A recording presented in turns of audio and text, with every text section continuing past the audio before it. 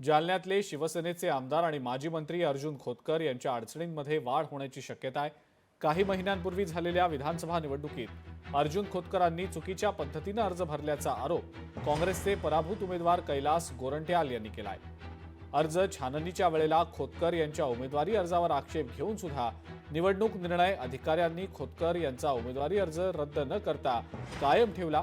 त्यामुळे निवडणूक निर्णय अधिकाऱ्यांच्या निकालाच्या विरोधात गोरंट्याल यांनी मुंबई हायकोर्टाच्या संभाजीनगर खंडपीठामध्ये याचिका दाखल केल्याची माहिती मिळते आहे।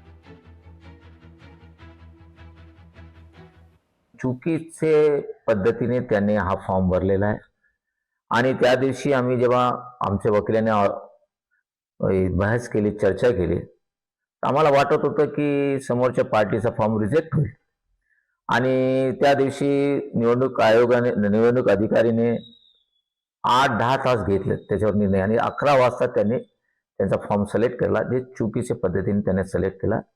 त्याला आव्हान देण्यासाठी आम्ही याचिका दाखल केली। लोकशाही मराठी ऐका, पहा, जागरूक रहा।